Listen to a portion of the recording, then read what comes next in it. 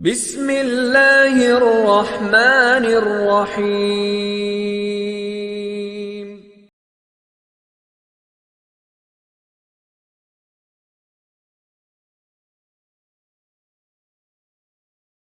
بسم اللہ الرحمن الرحیم۔ موت ایک نعمت ہے۔ اکبر بادشاہ نے بیربل سے کہا کہ اگر موت نہ ہوتی تو کتنا اچھا ہوتا۔ بیربل نے جواب دیا، جناب تو پھر آپ بادشاہ کیسے بنتے؟ جناب اگر کوئی بھی انسان نہ مرتا تو پھر آپ کی پردادی کی دادی کی دادی آپ کو کہانی سنا رہی ہوتی۔ آج ایک دادی سے بیوی تنگ آ جاتی ہے، تو اگر اتنی زیادہ دادیاں زندہ ہوتیں تو اس دنیا کا ہر گھر میدان جنگ بن جاتا۔ بادشاہ سلامت، اگر موت نہ ہوتی تو سب زندہ ہوتے، اناج کی قلت ہو جاتی۔ اب تو غریب اور مظلوم اس آس پر جیتے ہیں کہ ایک روز موت آئے گی، ہمیں مکتی دلائے گی۔ جناب موت مظلوموں کو ظالموں سے نجات دلاتی ہے، اور پھر ذکر موت نفس کی بہت ساری بیماریوں کا علاج بھی ہے۔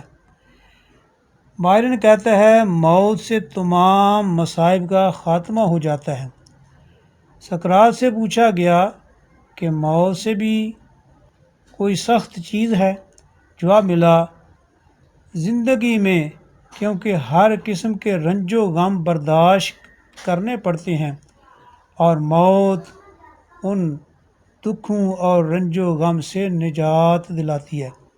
موت کو حدیث مبارکہ میں مومن کا تحفہ فرمایا گیا ہے، کیونکہ دنیا مومن کا قید خانہ ہے، جیسا کہ رسول اللہ صلی اللہ تعالی وسلم کا ارشاد مبارک ہے، الدنیا سجن المومن، اور موت اسے اس قید سے رہائی دلاتی ہے۔ افلاطون کہتا ہے کہ سقراط نے کہا تھا، اگر موت ہمیشہ کے لیے شعور اور احساس کو ختم کر دیتی ہے تو یہ ایک نعمت بے بہا ہے۔ اللہ تعالیٰ نے بھی موت کو نعمتوں میں شمار فرمایا ہے۔ کل من علیہ فان ویبقى وجہ ربک ذو الجلال والاکرام فبأي آلاء ربکما تکذبان۔ تو ہر شے نے فنا ہونا ہے، تو آگے جو فرمایا گیا کہ پس تم اپنے رب کی کون کون سی نعمتوں کو جھٹلاؤ گے، تو موت بھی ایک نعمت ہی ہے۔ ہر شے فنا ہوگی، صرف باقی تیرے رب ذوالجلال والاکرام کا چہرہ رہے گا۔ کس کس نعمت کو تم جھٹلاؤ گے؟ اجل کو دیکھ کر زیر فلک قرار آیا، مصائب کی بالآخر ایک انتہا تو ہے۔